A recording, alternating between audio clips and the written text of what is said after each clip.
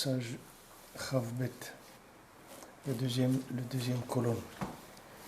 Donc pour faire le lien avec là où on était la semaine dernière, parce que la semaine dernière on a parlé du lien on a fini avec le lien de Chalal HaPanouï, c'est-à-dire la création d'Hachem du néant pour permettre la création du monde.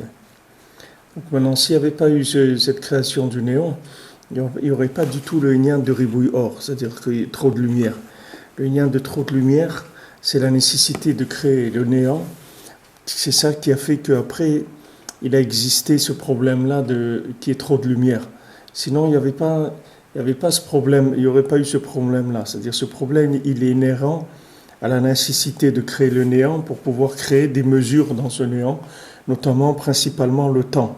Et après, le temps et l'espace et tous les éléments qu'il a besoin pour l'existence de l'homme. Donc le Chalal HaPanouï, c'est lui qui a entraîné le Ribouille Or. C'est-à-dire que le fait qu'il y a une notion de Ribouille Or, c'est-à-dire le Chalal HaPanouï, le néant, c'est un cli, c'est-à-dire c'est un récipient pour pouvoir créer à l'intérieur tous les éléments dont l'homme il a besoin pour exister. Mais en même temps, il y avait besoin d'une présence divine. Donc le dosage entre ces deux choses-là, c'est ça la grande difficulté, qui était la difficulté pour Hachem, mais qui est aussi la difficulté pour chacun d'entre nous, c'est la même chose. C'est-à-dire que chacun d'entre nous, on a besoin pour qu'Hachem soit présent dans notre vie, on a besoin de reculer, nous aussi, un petit peu, par rapport à ce qu'on est. C'est-à-dire on a besoin de prendre un peu de reculer un petit peu pour laisser la place à l'infini. Maintenant, ce besoin de reculer, c'est lui-même qui va créer aussi le problème du Chalal HaPanouï, c'est-à-dire que le fait que la personne va tomber dans le Ribouille Or, qui va donner l'état à vote du Olam Hazé. C'est-à-dire tous les états à vote de ce monde, elles viennent du Ribouille Or. Ribouille Or, ça veut dire que maintenant, il y a aussi une explosion des récipients qui fait tomber la personne dans le Ribouille Or. Pendant toute la création de toutes les clipotes, elles sont nées de ça, du Ribouille Or. C'est-à-dire le fait qu'il y avait un récipient et que ce récipient, il n'était jamais assez fort pour recevoir la lumière d'Hachem. C'est-à-dire que le but, c'était de rendre ce récipient entre guillemets, le plus vide possible d'infini, de manière à pouvoir créer le temps, l'espace et la matière en général. Mais il fallait une présence d'Hachem pour justifier la création. Sinon, la création, c'était pas une création pour que l'homme y vive dans l'incapacité de trouver Hachem, puisque sinon la création n'a aucun sens. Le but de la création, c'est que l'homme y trouve Hachem. Que l'homme y trouve Hachem, il faut que Hachem y soit assez présent, et d'un autre côté, pour que le temps et l'espace existent, il faut qu'Hachem il soit assez absent. Alors le réglage de ça, le dosage, c'est ça qui était extrêmement difficile, et c'est ça qui a entraîné le Ribouille Or et la naissance des clipotes. C'est-à-dire toutes les clipotes, elles sont venues de là. Alors ça, c'est c'est là où on a fini la semaine dernière. Maintenant, Rabbi Nathan, il dit Alken, Ikar Tikun Alidé Prinat Alimut Shelaye. Donc maintenant, les réparations de tout ça, c'est d'apprendre le limoud de Hayé, c'est-à-dire d'apprendre la méthode de Hayé. Les Chapes Otoid Barach Tamid, de chercher Akadosh Baruch Hu tout le temps. Ki tekev keshema aminim shegam sham ne'elam Hashem yitbarach, afilu bimemkomot harechokim meod anmishachi b'Chalal HaPanouï. Parce que dès que maintenant on est ma'amin que Hachem se trouve dans l'endroit où on est, même si on se trouve maintenant dans un endroit qui est très très loin d'Hachem, c'est-à-dire qui est Prinat Chalal HaPanouï, c'est le néant par rapport à Hachem. C'est-à-dire que bien sûr, dans ce néant-là, il va y avoir un côté qui est plus néant que l'autre. C'est-à-dire que là où se trouve l'homme, des fois, il peut se trouver dans des situations où il doit crier Aïe ou tuer Hachem parce que il ne voit rien du tout de la présence divine. Donc maintenant, ce limoud de Aïe, qui est principalement le limoud de la Emouna dans la présence d'Hachem, dans des endroits où ça ne se voit pas du tout, dans des individus où ça ne se voit pas du tout, dans des situations où ça ne se voit pas. C'est-à-dire on ne voit pas du tout la présence d'Hachem dans la situation qu'on est en train de vivre. Alors dans cette situation, qu'on est ma'amin, qu'il y a Hachem dans cette situation, ça c'est le chemin de Hayé. Le chemin de Hayé, c'est-à-dire la méthode de Hayé, c'est ça. Aïe mekom kevodo. Comment Hachem, Avraham Avinu, il dit, Hachem, comment tu m'as dit que j'allais avoir une descendance, que mon fils allait être Yitzhak et tout, maintenant tu me dis d'aller l'égorger. Aïe mekom kevodo. Aïe aseleola. Où il est l'endroit d'Hachem? Où est Hachem là-dedans? Dans cette chose-là, où est la logique d'Hachem, où ça se trouve, que Hachem c'est émettre, ça c'est sûr. Avraham Avinu il n'a pas dit comment c'est, est-ce que c'est vrai ou pas. C'est pas ça le Nisayon d'Avraham Avinu. Que c'était vrai, c'est sûr. C'est vrai, c'est sûr. Mais comment le gober cette chose-là? Comment arriver à le vivre? Maintenant, Ben Adam il a des aliyot. Ben Adam, il a des aliyot et des eridot. Quelqu'un, il a des moments élevés et des moments bas.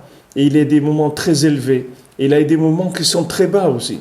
Maintenant, comment arriver à jouer avec ces deux choses-là? Comment arriver à mettre ces deux choses-là ensemble?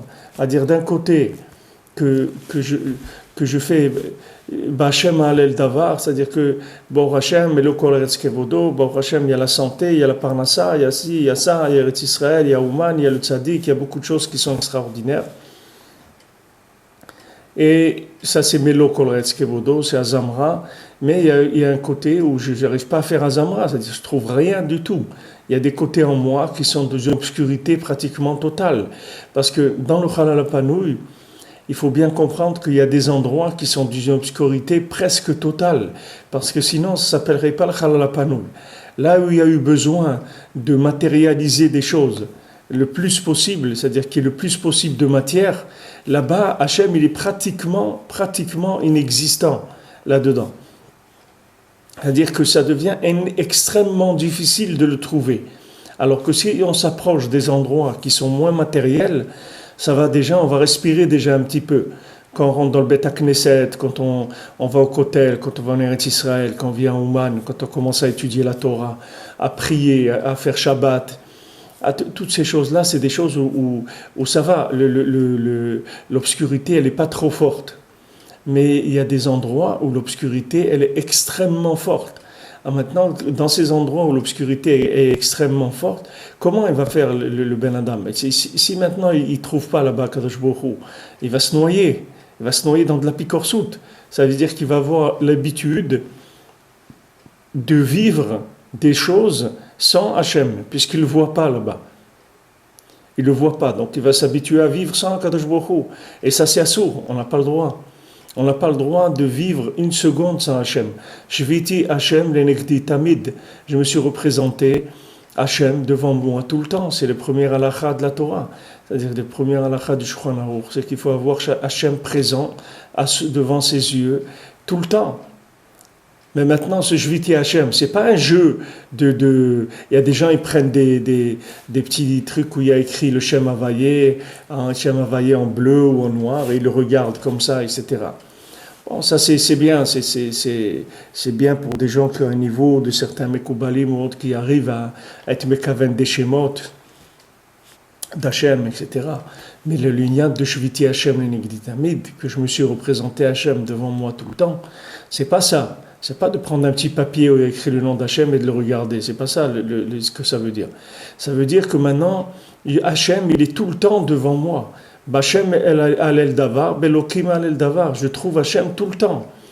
Bien sûr, quand maintenant, j'arrive à trouver un point positif, alors ça va, Azamra, Baruch Hashem, je suis arrivé à extirper un point positif de la poubelle. Je suis arrivé à trouver quelque chose dans la poubelle qui est encore mangeable.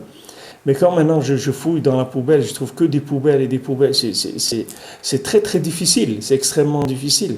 Mais il y a une obligation de la première halakha de la Torah, c'est que tu dois trouver Hachem tout le temps. Alors comment je vais faire quand je le vois pas? Quand je me trouve dans des endroits de l'obscurité totale du monde, comment je vais arriver à trouver Hachem? Alors Rabbeinu, il te donne le chemin de Aïe. Aïe mekom kevodo. Où il est Hachem?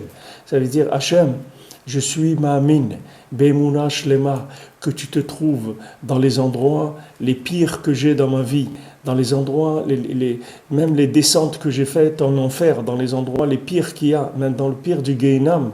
Je suis Ma'amin, Be'emuna Shlema, que là-bas tu es aussi là-bas. Seulement, j'arrive pas à te voir parce que là-bas, les tzimtzumim et les livushim, les vêtements, ils sont extrêmement nombreux. Donc c'est difficile de te voir dans des endroits parce que tout est à l'envers complètement là-dedans. C'est des endroits où tout est à l'envers. Donc maintenant, dans ces endroits où tout est à l'envers, la seule chose que j'ai, c'est ces chemins de Hayé. Et c'est ce chemin de Hayé, il n'est pas compliqué. C'est vrai, c'est pas compliqué. C'est une Haïtza qui n'est pas compliquée du tout. C'est pas un conseil difficile. C'est uniquement d'avoir la Emouna qu'Hachem il est là, c'est tout. Tu vois des situations folles, des gens fous, des trucs qui sont incompréhensibles. Tu dois dire, je suis Ma'amin, Be'emuna Shlema, qu'Hachem il est là. Dans cette situation de folie, Hachem il est là dedans. Dans cette situation d'obscurité, il est là, Hachem. Je suis Ma'amin. Et ça, c'est ça, aïe. Alors maintenant, on cherche, on demande à Hachem, je suis Ma'amin que tu es là. Où est-ce que tu es? Je suis Ma'amin que tu es dans cette situation. Et des olim betachlit aliyah li prinat taye, prinat bereshit ma'amar satum. À ce moment-là, on monte dans la plus grande aliyah qui est, c'est-à-dire qu'on arrive dans Bereshit qui est le ma'amar satum, c'est-à-dire on rentre dans la matrice même de la création. C'est-à-dire on retourne dans le point de départ de la création avant qu'il n'existe quoi que ce soit. Bereshit. Qu'est-ce que c'est Bereshit? Il n'y a pas Bereshit. Bereshit pour Israël qui s'appelle Reshit, pour la Torah qui s'appelle Reshit. On ne sait pas qu'est-ce que c'est Bereshit, parce que c'est un Ma'amar Satum, c'est-à-dire que c'est une parole d'Hachem, mais c'est une parole fermée, c'est une parole secrète, c'est une parole qui a donné toute la création. C'est-à-dire toutes les autres paroles de la création, elles viennent de la parole de Bereshit. Comme les 70 tikkunim du Tikkun Zohar, ils sont sur le mot Bereshit. Maintenant, le mot Bereshit, tout est fermé là-bas, on ne peut rien voir. Alors quand maintenant quelqu'un se trouve dans une situation qui est similaire, c'est-à-dire qu'il se trouve lui aussi dans une situation où il ne voit pas Hachem, où il n'arrive pas à trouver Hachem, mais il dit, regarde Hachem, je ne me décourage pas, je sais que tu es là. Et même, Gam qui est l'herbe Ketzal Mavet, même si je vais dans l'ombre de la mort, alors je sais que Ataï m'a dit que tu es avec moi. Je sais que tu es avec moi tout le temps. Le fait de réagir comme ça, c'est-à-dire de se créer, c'est-à-dire créer la conviction de l'existence d'Hachem dans des endroits où on ne le voit pas du tout, ça fait monter tout de suite la personne dans le Mahamar de Bereshit, qui est le Mahamar le plus haut qui est dans la Bria, puisque c'est la création sans créer, c'est le principe du Shabbat de la Bria. Shabbat, c'est le jour où tout se fait et en même temps on ne fait rien du tout. C'est-à-dire que c'est dans Shabbat qu'il y a toute la bracha, qui est absolument tout ce que l'homme il va recevoir dans la semaine. Ça se trouve dans Shabbat. Après les 6 jours de la création, ça n'est qu'un développement. Comme on a dit cette semaine dans le premier Maasé, dans le Maasé de la princesse disparue, le roi, il avait 6 garçons et une fille. Les 6 garçons, c'est les 6 jours de la semaine. Et la fille, c'est le Shabbat. Bat, c'est une fille. Shin Bat. Rabbi nous dit Shin Bat, c'est-à-dire que maintenant, il y a une fille. Et cette fille, il l'aimait beaucoup, Akadosh Baruch Hu. Le roi, il aime beaucoup cette fille-là. Il était très attaché à elle. Alors maintenant, cette fille-là, elle représente le point dans lequel on ne voit rien. C'est-à-dire, c'est le point où il y a tout, mais en même temps, on ne voit rien. Alors on peut dire au roi, mais voilà, tu as 6 garçons et tout, voilà, console-toi avec eux, parle avec eux. Il dit non. C'est les 6 jours de la semaine, c'est pas ça ma consolation. Ma consolation à moi, c'est le Shabbat. Moi, c'est le Shabbat que j'aime. Parce que dans le Shabbat, il y a tout. Mais tout sans le danger du principe du ribouille or et des clipotes et tout. Puisque maintenant, sur quoi elles vont s'attraper les clipotes? Elles vont s'attraper sur rien, puisqu'il n'y a rien à voir. Sur quoi elles vont s'attraper? Il n'y a pas de présence divine évidente. Donc la personne, on n'a pas où accrocher. Comme on dit, Ani Hashiv Kemet. Un pauvre, il est considéré comme un mort. Alors des fois, la Gemara, elle dit, des fois, un homme, il est condamné à mort. Et Hachem, au lieu de faire la xéra qui doit mourir, alors Hachem, il le rend pauvre. Parce qu'un pauvre, il est considéré comme un mort. Pourquoi? Parce que qu'est-ce qu'il va faire, un pauvre? Qu'est-ce qu'il va faire dans ce monde? Quel plaisir il va avoir dans ce monde? Et à peine s'il arrive à trouver de quoi manger, payer son loyer, ces trucs, quel plaisir il va avoir de ce monde? Rien du tout. Il est considéré comme un mort. Alors maintenant, quand un homme il ne trouve pas Hachem dans les endroits les plus éloignés, il faut savoir que là-bas, ça empêche la yénika des clipotes. C'est-à-dire que les clipotes, elles ne peuvent pas s'alimenter, puisque maintenant, il n'y a pas du tout de lumière. On ne donne pas de lumière. D'un côté, elles ne peuvent pas s'alimenter, mais d'un autre côté, elles profitent aussi pour danser là-bas, parce qu'elles profitent qu'il n'y a pas de présence évidente d'Hachem pour danser. Mais s'alimenter, les clipotes, elles s'alimentent que quand il y a une présence divine qui n'est pas canalisée comme il faut. Alors quand quelqu'un y tombe, les maasés, dans des endroits très éloignés, quand il cherche ailleurs, il monte tout de suite dans l'endroit le plus élevé qui existe dans le monde, qui s'appelle le Mahamar de Bereshit. Et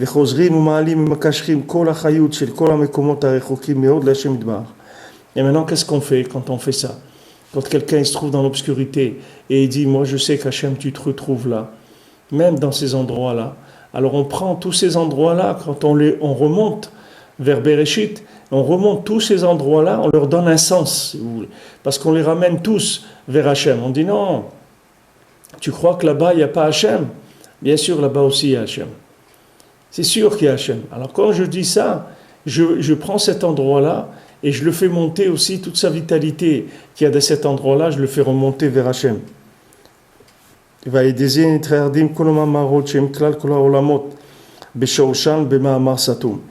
à ce moment-là, tous les Mahamarot, c'est-à-dire que toutes les expressions de la création, c'est-à-dire que toute l'expression qu'Hachem il a faite, soit dans le minéral, soit dans le végétal, soit dans l'animal, soit dans l'humain, là où Hachem il a exprimé, il s'est exprimé, il s'est manifesté sous ces angles-là, alors tous ces endroits-là, ils s'unissent dans le Echad, qui est le Mahamar de Bereshit.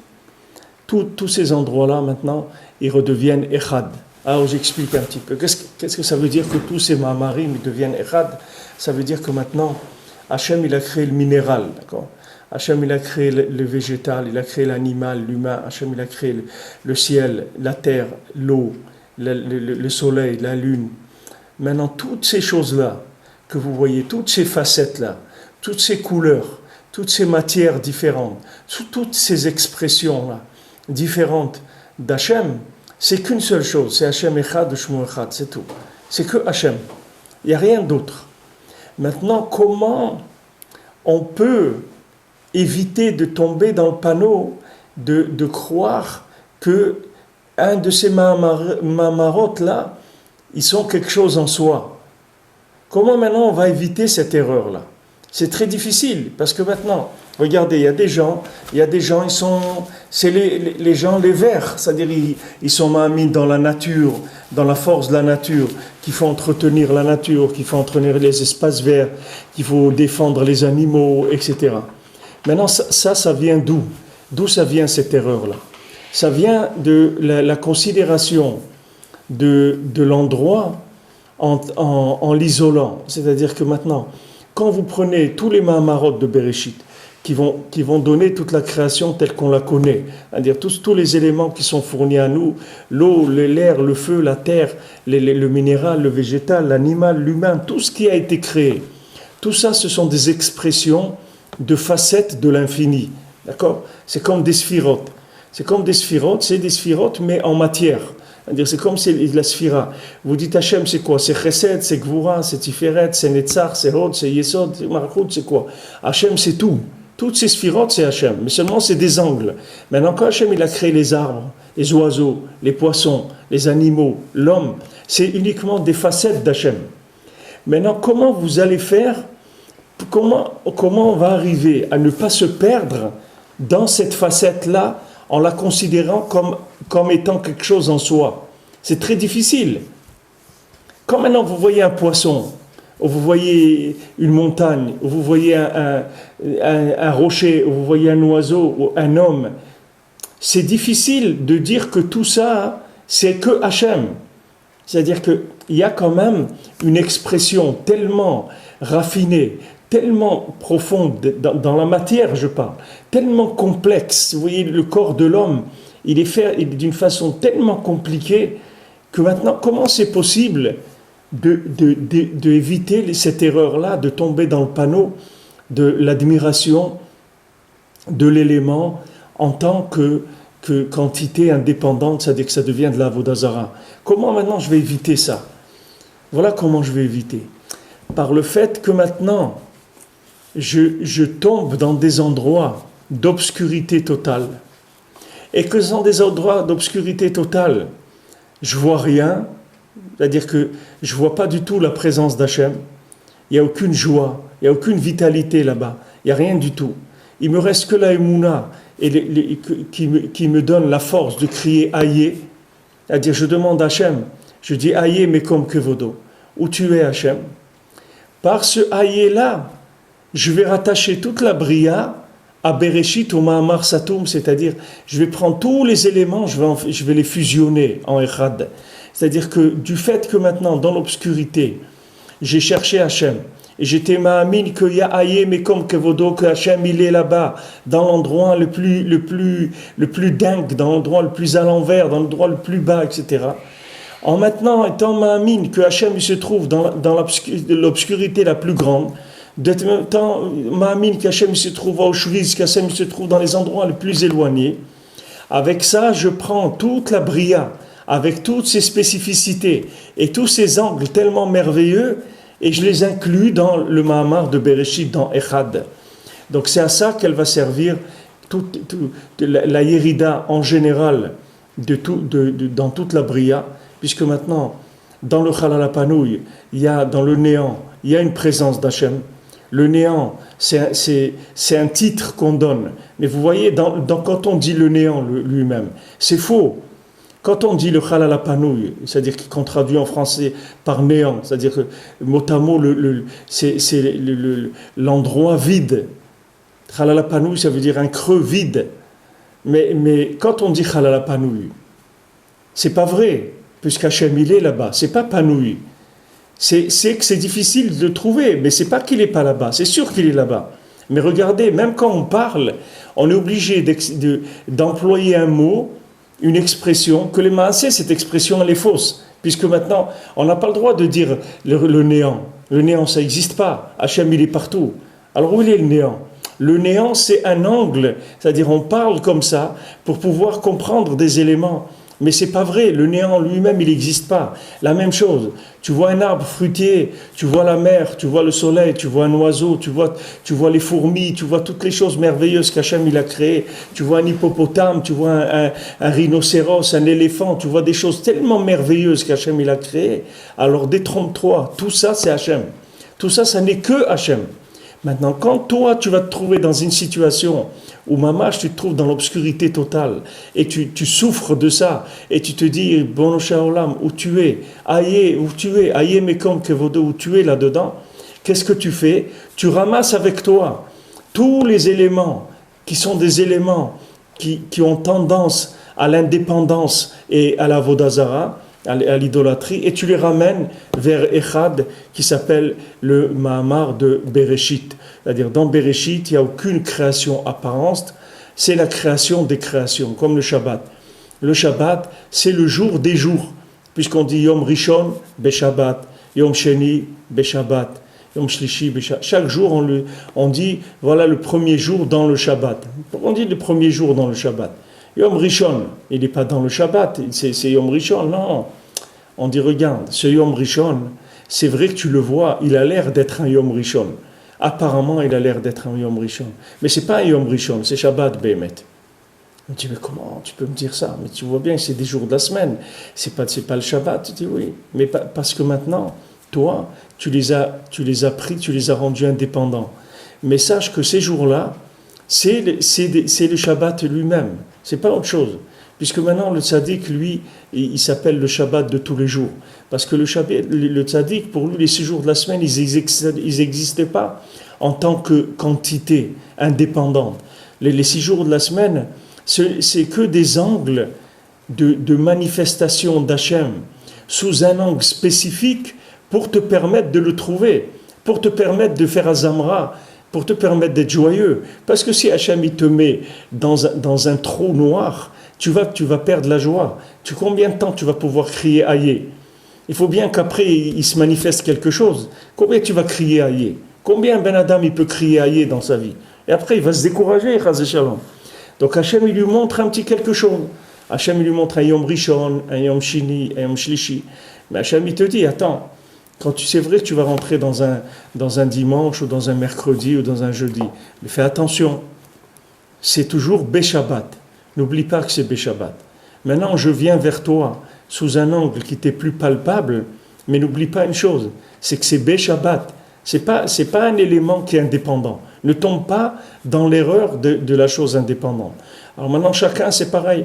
Chacun, il a une réussite, Baruch Hashem. Chacun, là où il a réussi dans sa vie. N'importe quel clodo, n'importe qui, il a quelque chose, il a réussi quelque chose. Yesh Mashéou dans sa vie. Soit il a eu le srout de se marier, d'avoir des enfants, d'avoir une parnassa, de vivre en Eretz Israël, de faire les mitzvot, de connaître Rabbeinu, d'être venu à Ouman combien de fois dans sa vie, etc. Chacun, il a du tov. Maintenant, il ne faut pas oublier que ce tov-là, il appartient au Mahamar Bereshit, c'est-à-dire il appartient à Shabbat. Parce que maintenant, si ce tov-là, tu l'isoles de Bereshit, ça devient de la Vodazara. C'est-à-dire ce tov-là, il faut que tu le ramènes toujours vers le patron. Tout le temps. Tout ce qu'Hachem t'a donné, il faut que toujours tu lui sois modé. Toujours que tu dis merci mon Dieu. Tu m'as donné ça. Merci, tu continues à me donner ça. Merci, tu me continues à me maintenir là où je me trouve, avec les éléments que j'ai et tout. Je te remercie. Parce qu'il faut savoir que tous ces éléments-là, il ne faut jamais, Chaz Shalom, se les approprier. Il faut savoir que Hachem, c'est lui notre propriétaire. Nous, on est propriétaire de rien. Quelqu'un ne peut pas être propriétaire sur le dos alors que lui-même, il a été vendu. Ah ben nous, il rapporte, les Khamim disent, maintenant Hachem, il nous a acquis. Pourquoi on dit Sicha Beno le Ben Kono? Pourquoi on dit la discussion, la Hitbodedut, c'est discuter avec son acquéreur. C'est Beno Ben Kono, c'est ça ce que ça veut dire. C'est la discussion entre l'individu et son acquéreur. Parce qu'il faut prendre conscience que tu es un acquéreur. Et cet acquéreur-là, il faut que tu lui donnes des comptes. Tous les jours, il faut que tu lui donnes des comptes.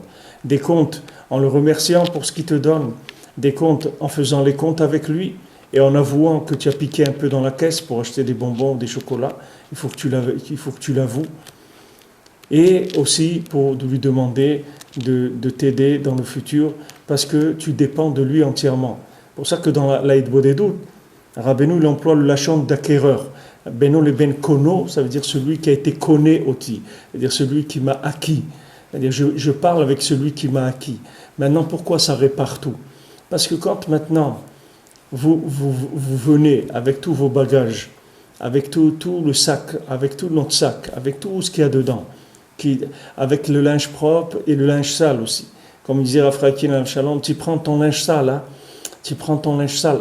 C'est-à-dire, avec ton linge propre et avec ton linge sale, tu ramènes tout ça vers Hachem. Ça y est, tu as tout réparé. Parce que tout ce linge sale-là, il était fait pour que tu trouves Hachem dans les endroits les plus obscurs et que tu reconnaisses qu'il y a Hachem dans les endroits qui sont les plus obscurs, mais aussi que tu ne te dépêches pas de t'acquérir une réussite quelconque dans ta vie. Parce que sache que Tello Michelo, qui a Taveshelcha Shelo, donne-lui ce qui lui appartient. Parce que toi, et tout ce qui t'appartient, c'est à lui. N'oublie jamais ça. N'oublie jamais ça. Et maintenant, quand tu oublies ça, tu vas passer par des yéridotes. Pourquoi tu vas passer par des yéridotes? Parce que la yérida, elle va te faire ramener tout au bercail. Tout, tu vas le ramener dans Bereshit. Pourquoi? Parce que tu vas crier Aïe. Où es-tu, Hachem? Hachem, il te dit, maintenant, tu cries où je suis. Quand ça marche bien, quand tu comprends des choses, quand tu as une petite stabilité de vie, etc., tu t'es un petit peu installé, alors ça y est, là-bas tu ne cries pas aïe, là-bas j'existe plus, c'est toi qui as réussi. Mais quand tu échoues, alors tu viens vers moi. D'ailleurs on dit Stam, en rigolant, en passant, on dit le nom de l'acrobate, on dit échoue. C'est le nom comme ça qu'on dit en hébreu. C'est comme ça qu'il s'appelle Échou. Parce que Béhémet, il a échoué. C'est pour ça qu'il a fait une religion. Il a fait une religion parce qu'il a échoué dans sa vie. Il s'appelle Échou. C'est l'homme qui a échoué. Et ça, son nom. C'est ça qui fait qu'il a tout fait. Toute une religion, toute une avoda Ezra et tout, parce qu'il a échoué. Parce qu'il n'a pas crié Aïe quand il a reçu des affronts. Il n'a pas crié Aïe. On lui a fait honte. Il n'a pas crié Aïe. Où il est Hachem dans l'affront? Où il est Hachem dans ce bisaïon de ma vie, c'est-à-dire là où je me trouve tellement confondu à des choses qui sont pas moi-même, tellement je me vois tellement méprisé, tellement honteux, etc. Où il est Hachem là-dedans?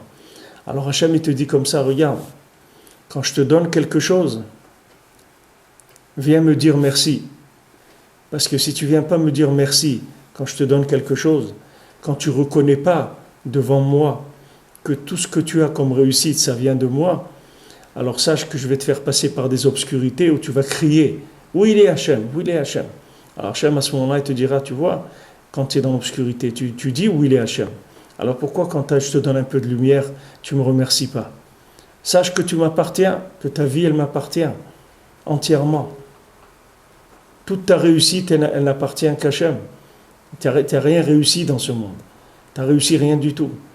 La seule chose que tu as réussi, c'est à faire des bêtises. C'est tout ce que tu as réussi.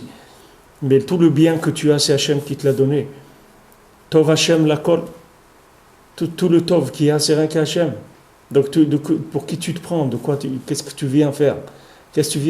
Comment tu passes un jour comme ça, tu ne fais pas de beau doute? Qu'est-ce que c'est cet orgueil-là? Qu'est-ce que c'est cet orgueil-là? Un jour, tu ne rends pas des comptes. Et tu crois que le patron, il va se taire. Tu crois que ton acquéreur, il va se taire. Un soir, tu piques la caisse et tu t'en vas. Et voilà, tu crois qu'il va se taire. Il ne va rien se passer. Tu crois que tu vas venir le lendemain matin, Modéani, bonjour les amis, tout va bien. Mais il t'attend là-bas. Il va te convoquer dès que tu rentres, à 8h, il te convoque tout de suite. Tu dis, monsieur, je peux vous voir 2 minutes? Il dit, la caisse hier soir. Elle est passée où? Voilà, c'est que j'étais très occupé, j'ai pas eu le temps, etc. J'avais des choses à faire, etc. Bon. Hachem, il va te faire passer par l'obscurité. Dans l'obscurité, tu vas crier Aïe. Et Hachem, ça lui fait de la peine que tu passes par là. Hachem, il ne voudrait pas à chaque fois être obligé de te remettre devant toi le fait que tu as été acquis, que tu n'es pas un indépendant. Il faut que tu comprennes que tu n'es pas indépendant, que tout ce que tu as eu dans ta vie, c'est quelque chose qui t'a été donné par Hachem. Donc maintenant, quand tu dis merci, c'est-à-dire quand tu fais Azamra, et sur le Azamra, tu t'enorgueilles pas, tu dis merci mon Dieu pour tout ce que tu m'as donné, ça ne vient pas de moi, parce que le chemin que j'ai suivi dans ma vie, j'aurais dû finir dans une poubelle. Maintenant tu m'as sorti, tu m'as donné un petit peu, bon Hachem, un peu Eretz Israël. J'empeste pas trop Eretz Israël dans ma présence. Eretz Israël, elle me supporte. Parce qu'il y a des gens, ils ont tellement empesté Eretz Israël qu'elle a été obligée de les renvoyer. Bon Hachem, je suis là en Eretz Israël. Le tzaddik, bon Hachem, il m'a gardé. Comme Rabbi Nathan, il dit, fermez bien le sac, Rebbe. Ne me laissez pas me sauver, que j'empeste pas le monde avec ma puanteur. Chacun, il sait qu'est-ce qu'il est, dans quel état il est. Alors si quelqu'un, il vient, et il fait au moins les comptes tous les jours. Il fait la caisse tous les jours avec Hachem. Il ramène l'étiquette caisse, il compte les billets, les pièces, tout est rangé, bien, Mesouda. Voilà, ok. Ah, maintenant, il a fait une journée où il n'a pas gagné d'argent. Ok, il n'a pas gagné d'argent, qu'est-ce qu'on va faire? On ne peut pas l'obliger à gagner de l'argent tous les jours. C'est pas possible. Lui, c'est un caissier, ok. Il y a un patron, toi, tu ne t'appartiens pas. Ok, maintenant, aujourd'hui, il n'y a pas eu beaucoup de ventes. Ok, ce n'est pas de ta faute. Mais la caisse, tu es obligé de la faire. Tu peux pas t'éviter ça. Tu ne peux pas te sauver. Parce que si tu ne fais pas la caisse, tu vas tomber dans une obscurité, dans le néant total. Tu ne vas même plus comprendre pourquoi tu es né, qu'est-ce que tu fais dans le monde, Birlal. Et tout ça parce que tu n'as pas voulu dire merci et faire les comptes tous les jours, prendre un moment pour faire les comptes avec Hachem. Tu as un acquéreur, tu lui dois des comptes tous les jours. C'est simple, c'est pas compliqué. Et tu ne peux pas sortir de ça. Quand Rabbeinu il te dit que ça, tu ne peux pas être un juif kasher. Si tu ne fais pas ça, ça veut dire que tu peux lui faire confiance au Rebbe. Si tu ne fais pas ça, tu ne peux pas être un juif kasher. C'est-à-dire que tu ne peux pas être un juif au sens propre du terme. Tu peux être un juif, un juif errant, un pâtre grec ou je ne sais pas quoi, mais pas un juif au sens propre du terme. Parce que c'est un juif, tu ne peux pas. Parce que ça, c'est obligé. Sinon, parce que c'est quelque chose qui est lié au paradoxe de la création. C'est-à-dire de la même manière qu'il y a la création du néant, qu'on appelle le néant, mais Béhémet, ce n'est pas un néant, parce que Hachem, il est là. Alors, est-ce que c'est Melo Koretz Kevodo? Hachem, il est là, Mamash, il remplit le monde. Et d'un autre côté, Aïe, mais comme Kevodo. Hachem, des endroits où il ne se voit pas du tout, Bechla, on ne comprend même pas pourquoi ces situations elles existent, elles sont tellement horribles qu'on ne comprend même pas pourquoi ça existe. Maintenant, tu dois jouer avec ces deux choses-là. Et pour jouer avec ces deux choses-là, il n'y a que l'aide des doutes qui peut te permettre de sortir de ce problème. Sinon, tu ne peux pas gérer le problème. Sinon, tu vas vivre comme quelqu'un, des jours qui est en forme, des jours il n'est pas en forme, c'est tout. Des jours il dit, voilà, ouais, aujourd'hui ça va, j'ai la pêche, etc. Et des jours où il est cassé en morceaux. Il vit selon ce qui vient. Mais ce n'est pas comme ça qu'il faut vivre. Il faut se prendre en main, il faut dire, voilà, chaque jour, je viens devant mon Créateur. Je dis, voilà, Hachem, je suis venu devant toi, mon acquéreur, Ben Kono, Akone Oti, celui qui m'a acheté, celui qui m'a acquis. Et je te rends des comptes, je te remercie pour tout ce que tu m'as donné. Et je te demande pour le futur. Et je juge mes ventes. Est-ce qu'elles ont été bien faites? Est-ce que j'ai bien arrangé le magasin? Est-ce que j'ai été correct avec les clients? Est-ce que j'ai fait tout ce qu'il fallait faire? Du mieux possible, de mon mieux possible, c'est tout. Maintenant, qu'est-ce qu'on va te demander? Tu as fait des avérotes, c'est pas ça le problème. C'est pas que tu fais des avérotes. Le problème, c'est que tu viens pas devant ton Créateur. C'est ça le problème. C'est ça la plus grande avéra. C'est pas que tu fais des avérotes le problème. Ton acquéreur, il ne peut pas t'endosser les pertes du magasin. Il ne peut pas te dire ah, pourquoi il n'y a pas eu des ventes aujourd'hui. Tu dis mais monsieur, qu'est-ce que vous voulez que je fasse? J'étais là, j'ai ouvert à 8 heures, j'étais là toute la journée. J'ai fait mon travail comme il fallait, j'ai bien achalandé tout, bien présenté, etc. Qu'est-ce que vous voulez que je fasse? Ça n'a pas marché. Quelqu'un il a fait une avéra pour des raisons, pour X raisons pour lesquelles il a fait une avéra. Mais la plus grande avéra, c'est quand tu ne viens pas devant ton acquéreur pour faire les comptes, pour reconnaître les choses. Ça, c'est la base de toutes les avérotes. Toutes les avérotes, elles viennent de ça. Si maintenant tu t'habitues, ou bien les mahamarot de la création, c'est-à-dire Azamra, ou bien Aïe, il n'y a aucune raison que tu fasses des avérotes. Toutes les avérotes, elles vont s'arrêter. Parce que tu es arrivé à rattacher tout à Hachem. Donc ça y est, il n'y a plus d'avérotes. Les avérotes, c'était quand maintenant tu croyais que tu pouvais faire des choses en dehors de la volonté d'Hachem. Mais quand tu sais que même Hachem, il est associé avec toi dans l'Avera, alors ça y est, tu vas t'arrêter de faire des Avérotes. Tu ne vas plus faire des Avérotes. Comme le voleur du Baal Shem Tov. Maintenant, lui, il vient de montrer une bracha au Baal Shem Tov pour voler. Le Baal Shem Tov, il lui donne une bracha pour voler. Après, il va déranger l'élève du Baal Shem Tov, et le Baal Shem Tov il vient en rêve, et il dit oh, jusqu'où je vais aller là, jusqu'où je vais déranger le Baal Shem Tov pour qu'il me fasse des brachot pour voler. Et je vais arrêter de voler, c'est tout, parce que je ne vais pas le mettre dans ce pétrin-là, c'est honteux. C'est pareil, le jour où tu vas comprendre que dans la Avera, Hachem il est avec toi, et qu'au moment où tu fais la Avera, Hachem il te donne la vie, il te donne la parnassa, il te donne la santé, il te donne tout, au moment même tu es en train de faire la Avera, tu vas voir que tu vas arrêter de faire la Averot. Tout ça, ça vient si tu viens vers ton Créateur en permanence, ton acquéreur, tu fais les comptes avec lui.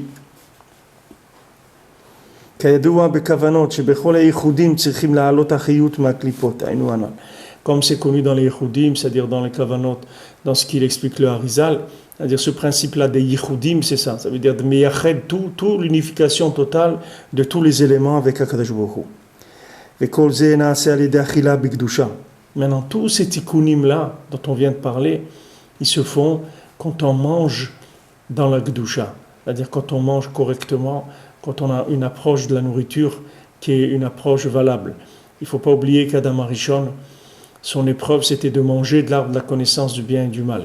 Donc maintenant, il ne faut pas croire que cette connaissance-là du bien et du mal, elle n'a rien à voir avec le manger. Elle est entièrement liée avec le manger. Parce que le fait que maintenant je mets de la matière dans mon corps, c'est ça qui me développe mon ego. Le fait que je prends de la matière de ce monde et je me remplis les poches de ça, c'est-à-dire je me remplis l'estomac, je me remplis de ça. C'est ça qui me fait prendre de la place plus dans le monde. Comme Rabbeinu rapporte dans le Sipurim Masiyot, dans le Baal Tfila, il y a des gens, c'était des balais varim, c'était des gens, ils mangeaient beaucoup. Pourquoi? Parce que leur but c'était de prendre le plus d'espace possible dans le monde.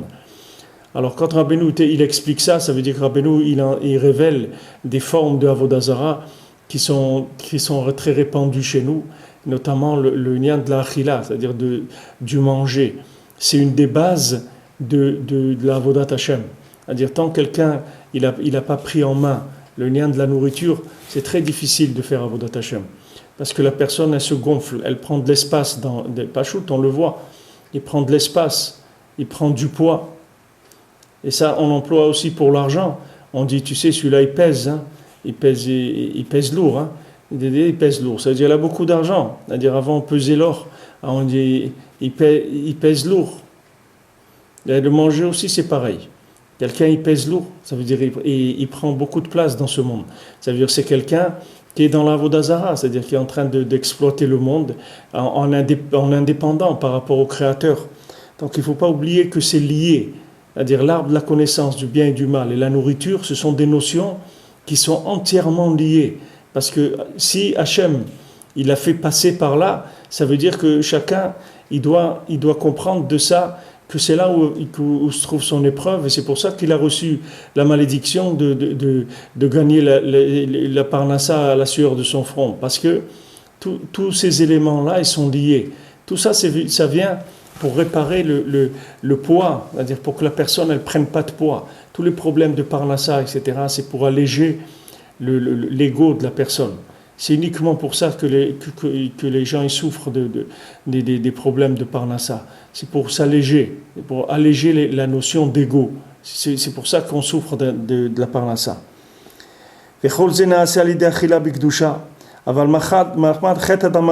Voilà, Rabbi Nathan, à cause de la faute d'Adam Rishon, qu'il a abîmé quand il a mangé de l'arbre de la connaissance du bien et du mal. Il ne faut pas oublier que c'est lié, c'est-à-dire le problème c'est qu'il a mangé aussi. C'est pas qu'est-ce qu'il a mangé, c'est que d'abord il a mangé. Ça c'est déjà, ça fait partie de la Avera. C'est pas, maintenant on regarde pas par quel moyen il est venu l'arbre de la connaissance du bien et du mal. Non, le fait que maintenant il s'est présenté sous la forme d'un fruit, c'est-à-dire de nourriture, ça fait partie intégrante de l'intégrale de la Avera. Et avec ça, il a amené la mort dans le monde. Comme c'est écrit dans la Torah, parce que le jour où tu vas en manger, tu vas mourir. Il lui a dit Hachem,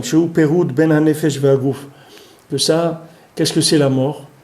C'est la scission entre le corps et l'âme. C'est la scission entre le monde futur et ce monde. C'est la scission entre le Shabbat et les jours de la semaine. C'est la scission entre le tzaddik et le Ham Israël. C'est la scission entre le Ham Israël et les nations. C'est la scission entre un homme et sa femme. Toutes ces séparations-là, toutes ces cassures-là, c'est les mêmes. C'est-à-dire c'est le principe de la cassure entre le masculin et le féminin. C'est général. Ça vient tout de ce problème-là de la achila. Qui yefshar levarer achila bishlemut, achetochal lechaber hanefesh im haguf sheechie leolam. Parce que maintenant, on ne peut assembler l'âme et le corps de façon à ce que le corps il puisse vivre pour l'éternité. Parce que regardez un petit peu ce qui se passe. C'est quand on mange. Le tahlit du manger, c'est l'unification entre le corps et l'âme, d'accord? C'est ça le but du manger. Maintenant, quand un homme il mange pour se goinfrer, pour se remplir, pour prendre de la place, il nourrit que son corps, il nourrit pas son âme. Donc comment vous voulez que ce corps-là, il va être éternel? Il ne peut pas être éternel, puisque c'est un corps qui est en train de se développer dans le fini dans le limité. Quand vous voulez qu'il reste éternel. Quelqu'un, il fait monsieur muscle, etc. Mais ce monsieur muscle-là, il est obligé de terminer dans une tombe, il va être mangé par les vers. Il n'y a pas d'autre solution. Pourquoi? Parce qu'il n'a pas inclus le corps dans l'âme. Donc c'est que l'âme qui est éternelle. Le corps, il n'est pas éternel. Mais le corps, il a une possibilité, c'est de devenir éternel, en s'incluant dans l'âme. La femme, elle a une possibilité d'être éternelle, en s'incluant dans son mari. Les nations, elles ont une possibilité d'être éternelles, en s'incluant dans l'âme Israël. L'âme Israël, il peut être éternel en s'incluant dans le Sadiq, etc.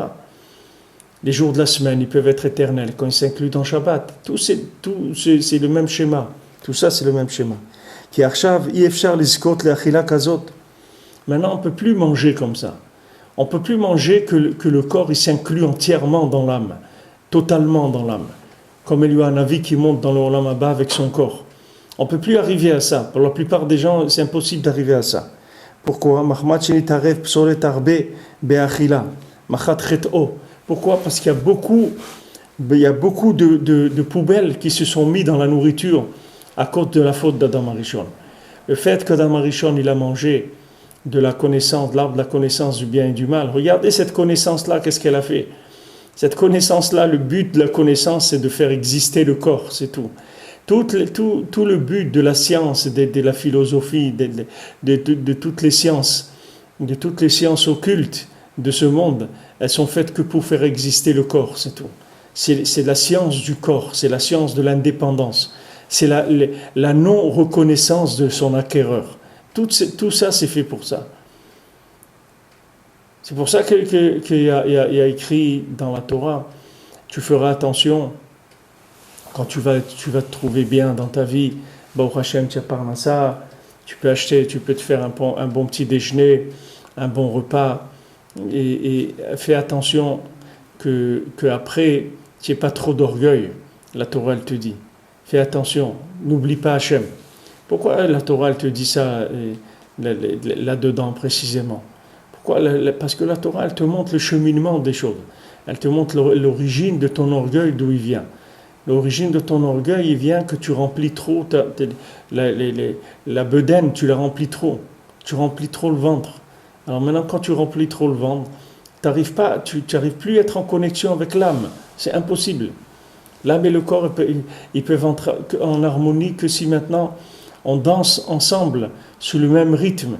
C'est-à-dire on travaille ensemble, on s'échange tout le temps des visions des choses, on fait des mises au point, on cherche un équilibre entre les deux.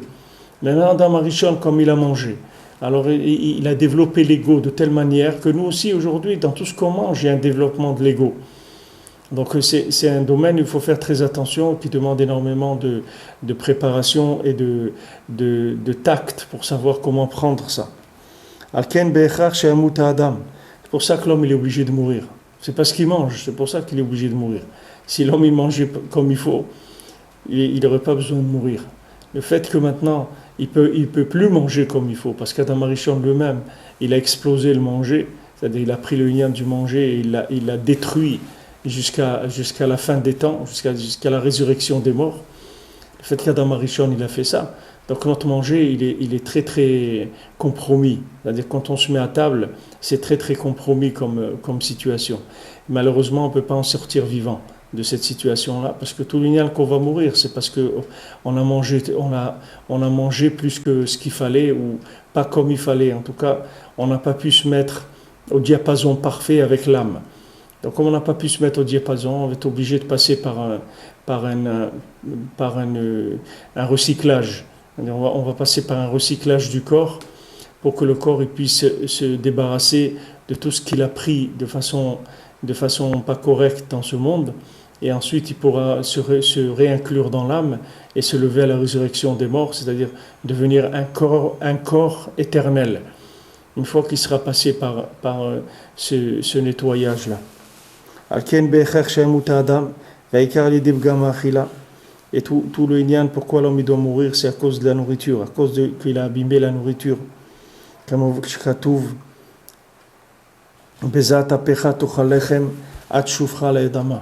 c'est écrit, tu vas manger ton pain à la sueur de ton front jusqu'à ce que tu vas retourner vers la terre. C'est-à-dire que maintenant, tout est lié, la parnassa, la nourriture, la mort. C'est des éléments qui sont ensemble. Veikar tikuno lachar mitato, oede sheole nishmato le prinat mamar satum. Maintenant, tout le tikkun de la personne, c'est que après la mort, il va monter dans le mamar satum, il va monter dans Bereshit. Toujours, comme on a expliqué avant, comme Rabbi Nathan il nous a expliqué avant, c'est-à-dire que maintenant, le problème de la Bria, c'est qu'il y a Achar Bria, après la création, il y a eu cette création de choses merveilleuses. Et l'homme, il est tenté tout le temps de prendre ces choses-là à son compte, de les développer à son compte, d'être indépendant, soit dans les plaisirs, soit dans le développement, soit dans la philosophie, soit là où l'homme il a toujours tendance à prendre ces éléments vers lui. Maintenant, quand il prend ces éléments vers lui, ça va l'obliger à retourner vers Bereshit. C'est pour ça que je vous ai dit tout à l'heure qu'une Yerida, quand quelqu'un a une Yerida, c'est comme s'il est mort. Il passe par une obscurité. Cette obscurité, elle va le faire crier aïe, et il va remonter vers le Mahamar Satum. Alors la mort, c'est la même chose. Le corps, il va crier aïe, et avec ça, il va remonter vers l'origine des choses qui est le Mahamar Satum. Il dit ici, Bezatapecha tuchal lechem, il dit bon, Veikar tikunu lachar mitato, alidé sheole nishmato le prinat Mahamar Satum. Umisham choser umamshir chiyut chadash. Et de là-bas, il va amener une nouvelle vitalité. La chayot ha'atzamot ha'yeveshot, pour donner une vitalité à ces vieux os secs. Jusqu'à que ces os ils vont se lever à la résurrection des morts pour vivre une vie éternelle. Donc maintenant, il est passé par un corps, il est passé par un moment d'association entre l'âme et le corps. Cette association, elle était vouée à l'échec depuis le départ, puisque Adam Arishon, il a abîmé les éléments de l'association jusqu'à rendre l'harmonie parfaite impossible. Donc on sait déjà que c'est bancal depuis le départ. Et on sait où ça se trouve aussi. Ça va se trouver principalement dans la consommation, c'est-à-dire dans la nourriture. C'est là où on va avoir le principal de nos attaques, elles vont venir dans ce domaine-là. Et après, on va être obligé de passer par la tombe. Dans la tombe, on va extraire du corps tous les éléments qu'il a pris, qui étaient de l'orgueil, qui étaient de l'ego, tout ce qui s'est rendu un ego, dans la tombe, ça va partir. Et après, il va recevoir une vitalité nouvelle, une vitalité qui vient plus de l'orgueil, une vitalité qui vient que de l'âme, parce que le corps il s'est nettoyé entièrement. Donc il va recevoir une vitalité que de l'âme, et à ce moment-là, il va se lever pour la résurrection des morts. Alors ce principe-là, il est applicable pour chacun, bien sûr dans le principe de la vie et la mort, mais aussi dans le principe des aliyot et des yeridot. C'est-à-dire, qu'est-ce qui va se passer quand j'ai une yerida, quand je tombe dans l'obscurité? C'est que je tombe dans l'obscurité pour chercher aïe. C'est-à-dire, quand je tombe dans l'obscurité, les mains, c'est comme si je meurs, puisque je rentre dans le noir. Dans cette mort-là, le corps, il va se dissoudre. Qu'est-ce que ça veut dire le corps? Ça veut dire tout l'orgueil que j'ai pris quand ça allait bien, il va partir. Puisque maintenant je suis dans l'obscurité, je suis un pauvre type, j'ai plus rien du tout. Et maintenant je vais crier aïe, où tu es Hachem. Et là je vais monter dans le Mahamar Khatoum de Bereshit. Et de là-bas, je vais recevoir maintenant une vitalité qui va plus être une vitalité de l'orgueil, qui va plus être une vitalité de la réussite. Ça va être une vitalité d'Hachem Mamash. À ce moment-là, je m'inclus dans l'infini, petit à petit. Chaque fois que je tombe et je me relève, je m'inclus dans l'infini. C'est pour ça que c'est écrit Sheva Pamim Ipol Tzadik Vekam. C'est écrit 7 fois le Tzadik il tombe et à la fin il se lève. Parce que 7 fois c'est par rapport aux 7 sphirot. C'est-à-dire le Tzadik, dans chaque sphira il tombe. Il tombe par rapport à chaque sphira. Pourquoi? Pour se débarrasser de l'ego complètement. Et après, quand il a passé ces 7 yeridot là, après Vekam, il se lève pour l'éternité. Quand il se lève, c'est fini. Il ne va plus retomber après. Quand il se lève, c'est pour l'éternité. Alors chaque fois que nous, on tombe et on se relève, on ne retombera plus de la même manière. Même si quelqu'un voit qu'il tombe pire qu'avant, mais il ne faut pas regarder, ce n'est pas avec nos yeux qu'il faut regarder. Il faut regarder que si maintenant je suis sorti d'une Yerida, ça veut dire que maintenant je suis arrivé à dématérialiser des concepts que j'avais. et maintenant je suis monté, c'est-à-dire je suis plus proche d'Hachem. C'est-à-dire je tire ma vitalité de concepts plus raffinés qu'avant. Je vis avec des choses plus raffinées. Il y a des gens, ils tirent leur joie, leur vitalité de l'argent. Quand ils ont beaucoup d'argent, ils sont très joyeux parce qu'ils tirent la vitalité de l'argent. Ou d'autres ta'avot. Mais c'est pas de ça qu'il faut tirer l'aide. Ça, c'est tirer la vitalité des poubelles. Donc après, on est obligé de passer par la voirie et les trucs et tout pour enlever tout ça. Parce que les vitalités, il faut la tirer d'Hachem, il ne faut pas la tirer des poubelles. C'est pas de là-bas qu'il faut tirer. C'est honteux de tirer la vitalité des poubelles. C'est pas digne d'un être humain.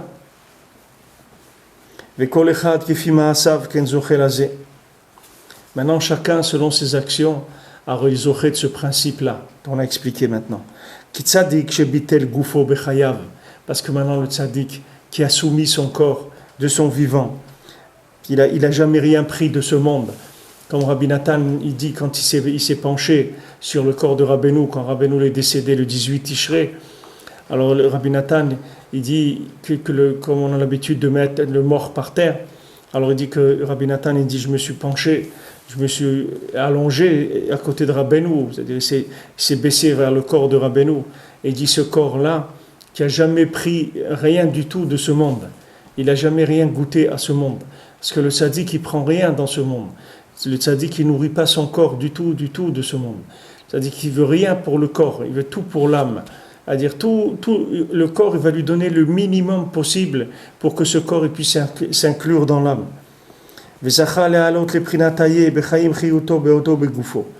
Maintenant, le tzaddik qui a tout compris, et il a commencé à crier Aïe depuis qu'il est venu dans ce monde. Vous voyez, un bébé, il sort du ventre de sa maman et il commence à crier. Il crie. Et s'il ne crie pas, alors on a peur qu'il y ait un problème. Ça veut dire qu'il a un problème s'il ne crie pas. Un bébé, il doit crier. Il doit crier parce que dès qu'il sort, il doit crier Aïe. Tout de suite, il commence à crier Aïe. Parce qu'avant, quand il était dans le ventre de sa maman, il voyait la Torah, il étudiait la Torah, il voyait des choses extraordinaires. Maintenant, il est sorti dans la poubelle de ce monde. Alors tout de suite, il commence à crier Aïe, où est Hachem, où est Hachem. Alors le tzaddik, depuis qu'il naît, il commence à crier Aïe mekom kevodo, où est Hachem, où est Hachem.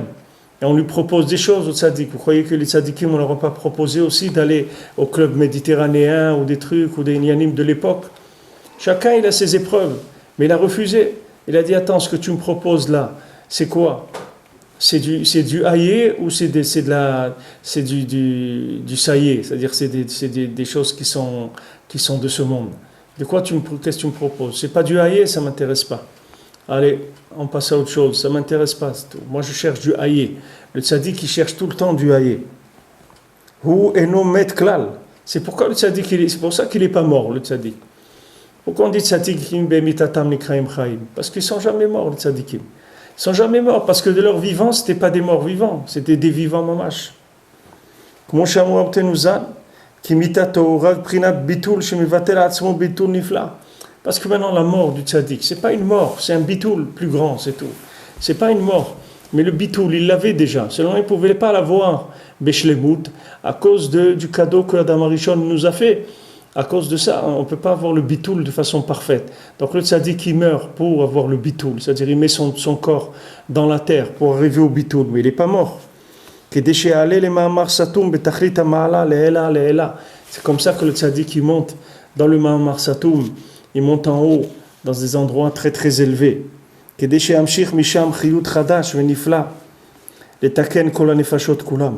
Pour amener de là-bas une vitalité nouvelle, une vitalité extraordinaire pour réparer toutes les âmes du peuple juif.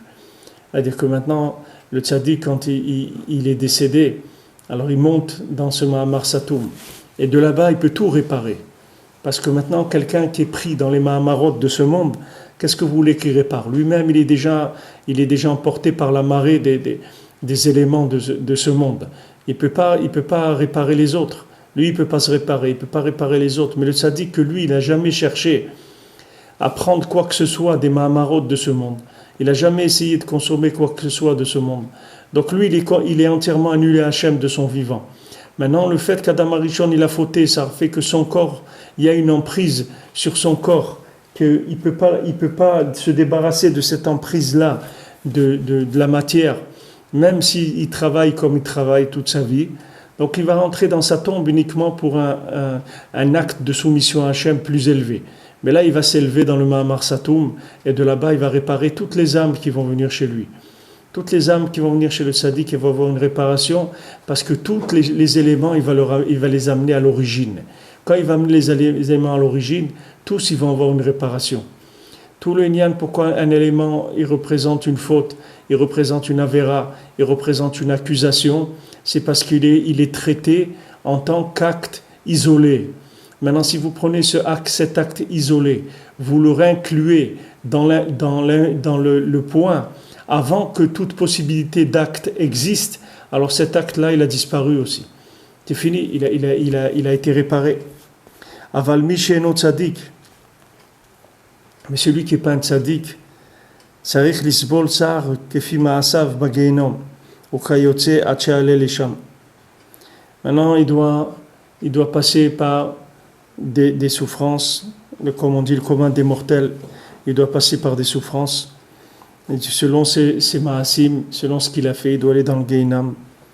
Et des choses comme ça, des choses du genre Gehinam, qu'on ne développera pas maintenant, parce que ce n'est pas le moment.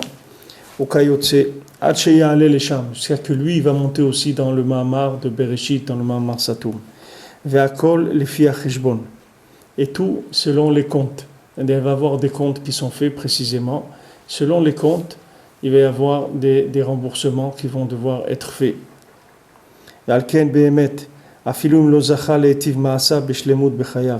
C'est pour ça que Behemet, même si quelqu'un n'est pas arrivé à s'arranger de son vivant, il est resté comme il était, il est resté un morceau de viande comme ça, avec du plaisir toute sa vie, il n'est pas arrivé à progresser là-dedans.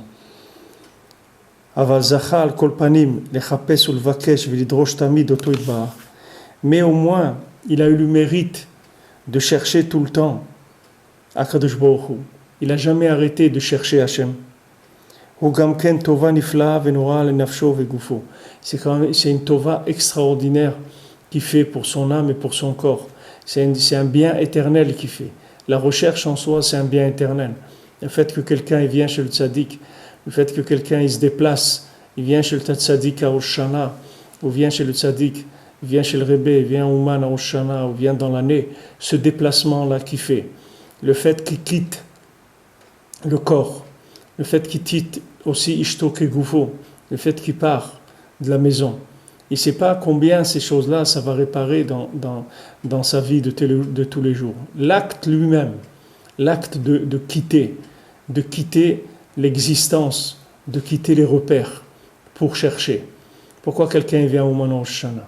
C'est pour chercher le tzaddik, c'est tout. C'est pourquoi il vient. Qu'est-ce qu'il y a à faire ici? Rien du tout ici. Qu'est-ce qu'il va faire à Ouman? À Ouman, il vient chercher le tzaddik. C'est-à-dire, il vient chercher quoi? Il vient chercher une élévation de son âme, une annulation de son corps, et une élévation de son âme, c'est-à-dire une harmonie plus grande entre son corps et son âme. C'est ça qu'il vient chercher. Donc maintenant, chacun, plus il va chercher dans sa vie, plus il va arriver à cette réparation. Parce que maintenant, de trouver ou pas trouver, ça ne dépend pas de nous. Quelqu'un maintenant, il a trouvé, ou il n'a pas trouvé, ça c'est Hachem qui va lui faire trouver ou pas. Mais chercher, chacun il doit chercher. Aïe, tout le monde doit crier Aïe tout le temps. Aïe Hachem, où tu es Hachem. Tout le temps, il doit demander ça à Hachem, où est-ce que tu te trouves dans ma vie, où tu es dans ma vie. Parce que maintenant, quelqu'un qui a eu le mérite de chercher Hachem de son vivant, alors il va le chercher aussi après sa mort. Et on ne pourra pas le tromper par le monde du Tohu, par le monde du Tohu Vavo. Il y a un monde qui s'appelle le monde du Tohu, qui est un clonage de ce monde en virtuel, où la plupart des gens, quand ils meurent, ils vont là-bas. C'est-à-dire, ils rentrent dans ce monde qui est un monde virtuel par rapport à celui-là, qui est le même, mais il est en virtuel. Et la personne, elle vit là-bas dans l'imaginaire, c'est-à-dire elle n'est pas consciente qu'elle est morte. Alors maintenant, quand quelqu'un il a eu l'habitude de chercher Hachem tout le temps, alors là-bas aussi, quand il va rentrer dans le virtuel, là-bas de la tombe, il va chercher Hachem, il va dire où tu es, Akadosh Baruch Hu. Alors ça va lui éviter le monde ce monde du Tohu, c'est-à-dire ce monde qui s'appelle le monde virtuel, c'est-à-dire c'est un clonage virtuel de ce monde-là. Puisque là-bas aussi il va chercher Hachem. Alken bekal yuchal lashuv lemkom menuchato. Regardez ce qu'il vous dit Rabbi Nathan. Facilement, il va pouvoir retourner à l'endroit de son repos. Facilement. Ne dis pas maintenant que ça va être très dur et facilement il va y arriver. Pourquoi? Parce que c'est quelqu'un, il a consacré sa vie à la recherche. Ah, il n'a rien trouvé. Ok. On n'est pas maintenant au CNRS que quelqu'un il doit trouver, sinon on le renvoie. Ici, on paye pour la recherche, on ne paye pas pour trouver. Si quelqu'un il a cherché dans sa vie, c'est pas un problème, il va se coucher dans sa tombe, il va continuer à chercher. Et il dit facilement, il va pouvoir monter à l'endroit de son repos. C'est-à-dire il va pas se laisser attraper, parce qu'il avait l'habitude de chercher. Il ne se laissait pas avoir, même s'il recevait un coup, tac, tout de suite, où il est Hachem, Hachem où tu es, etc. Donc là-bas, on ne pourra pas le tromper, parce qu'il va tout le temps être en train de chercher Hachem, chercher le tzaddik.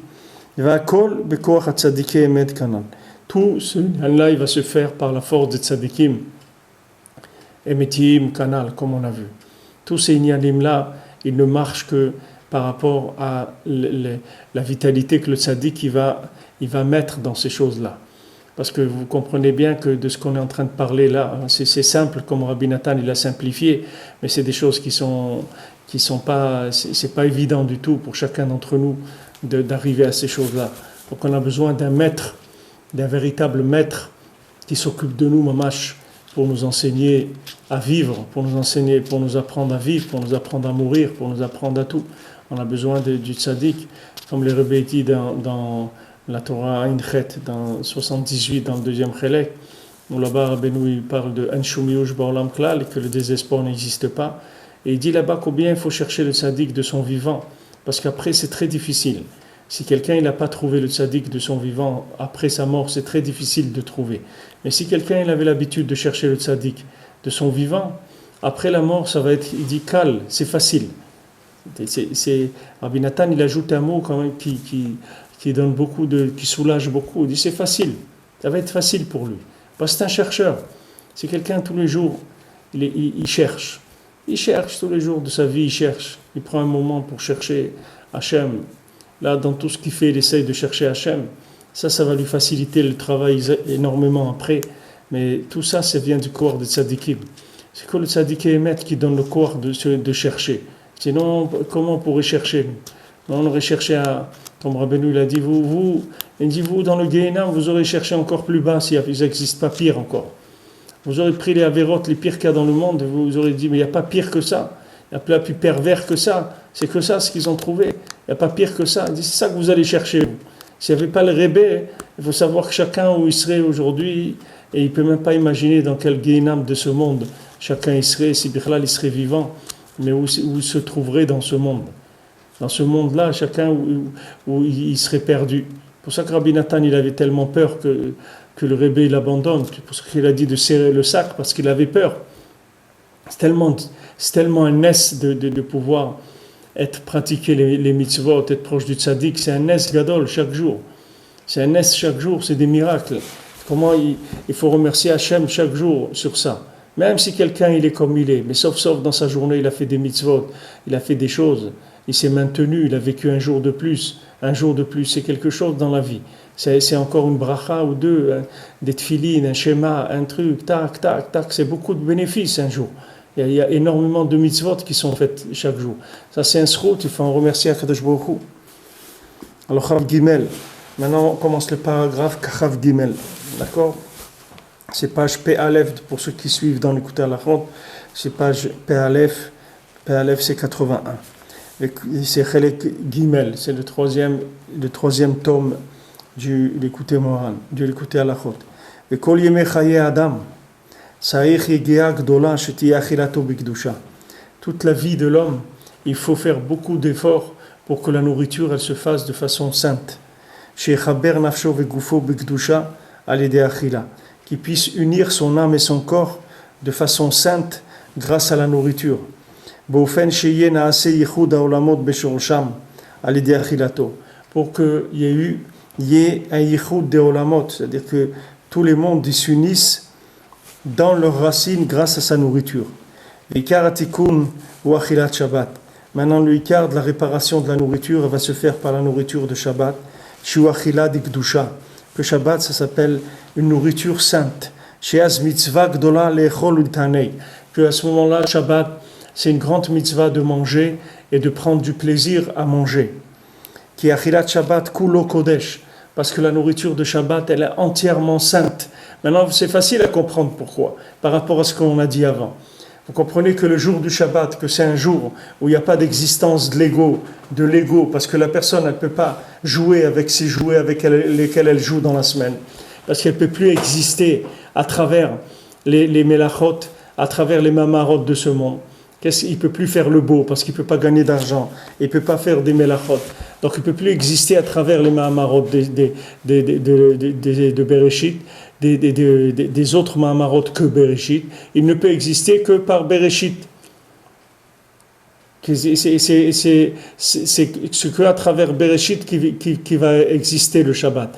Donc toute la nourriture de Shabbat, elle est que Kodesh. Il n'y a aucune emprise de la mort dans la nourriture du Shabbat. Au contraire, chaque fois qu'il mange Shabbat, chaque chose qu'il met dans sa bouche, ça lui donne de la divinité, ça lui donne de l'éternité. Il rend son corps éternel. C'est pas c'est au contraire. Chaque cuillère qu'il prend, chaque fois qu'il mange quelque chose, il rentre son corps plus dans l'éternité avec cette nourriture-là. Sheaz mitzvah gdola lechol itanek ki achilat Shabbat kulosh kodesh ki az merim shtei atrachim anal. Parce que le Shabbat, on a les deux chemins en question dans lesquels on est depuis quelques temps, depuis quelques mois, on essaye d'apprendre ça, Azamra et Aïe. Ve'az na'asim kol hayichudim shekol ha'olamot. À ce moment-là, il y a tous les yichudim de tous les univers qui se font. Shekol ha'olamot ve'amamarot mityachadim beshorsham. Que tous les mondes et toutes les paroles de la création, elles s'unissent dans leurs racines, beprinat ma'amar satum. Dans le Ma'amar Satum, c'est-à-dire dans Bereshit, Shemeir Az Be'ara Nifla, qui est clair, le Bereshit, le mot Bereshit, il est clair de façon extraordinaire le Shabbat. Comme on voit dans Ma'amar, qui gavna raza de Shabbat, beniflaot ha'ichudim shebitiachdim be Shabbat. Comme on dit dans Kegavna, c'est un passage qu'on fait, les chassidim ils font avant de dire Barechu du vendredi soir. Il y a un passage qu'on fait que Gavna, c'est un passage du Zohar, et là-bas on voit tous les yichudim qui sont faits le Shabbat. Donc maintenant on se trouve dans une situation où la nourriture elle se trouve dans une sainteté extraordinaire le Shabbat. Et par la nourriture, c'est le ikar du yichud, il va se faire par la nourriture du Shabbat. C'est pour ça que c'est avec les repas de Shabbat qu'on fait le hérouv des troumim. C'est-à-dire que maintenant, comment on va définir le lieu de résidence en dehors de la maison, c'est-à-dire quand on veut sortir de la ville, par le fait qu'on va aller avant Shabbat placer là-bas la nourriture du repas de Shabbat.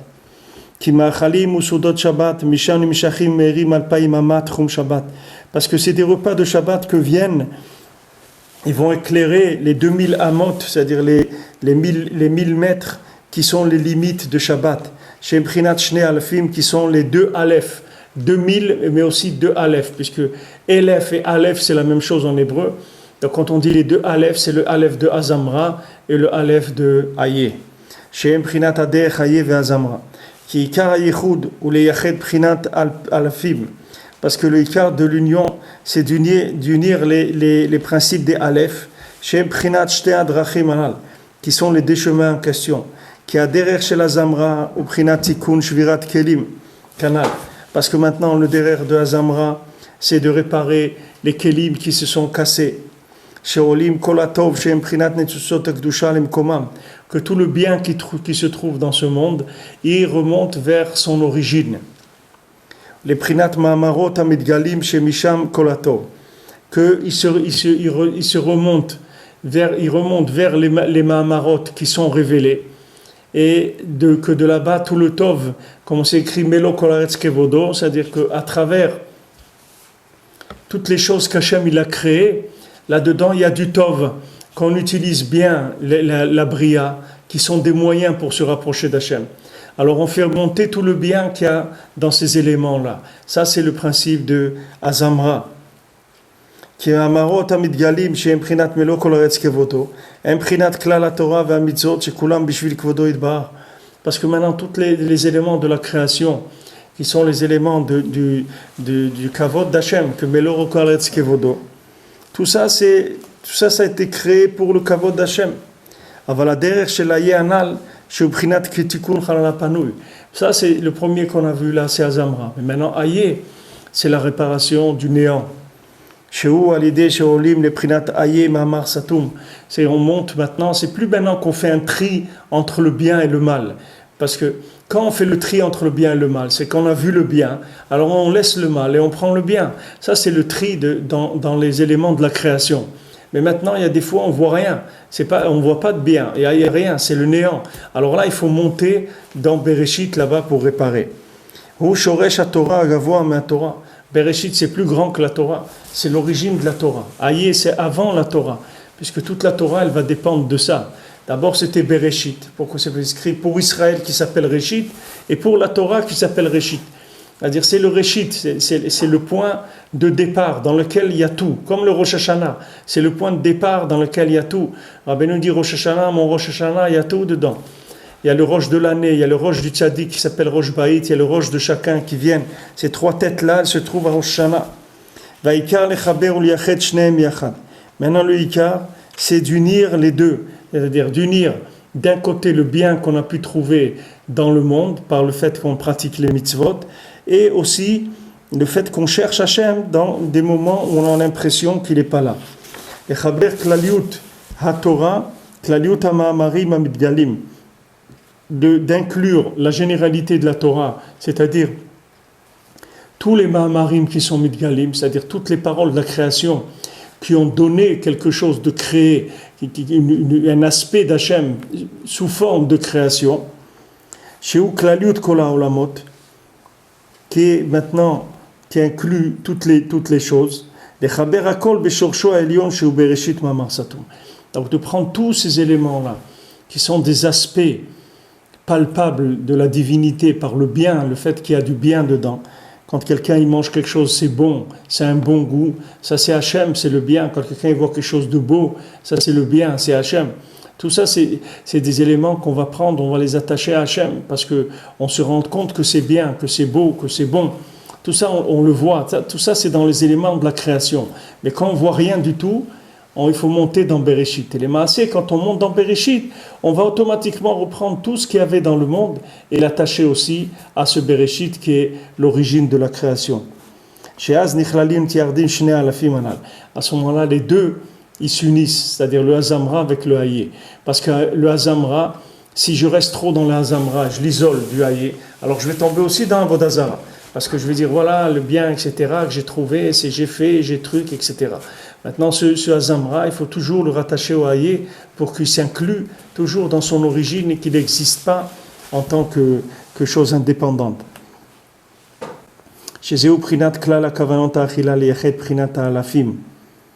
Maintenant, ça c'est les kavanot.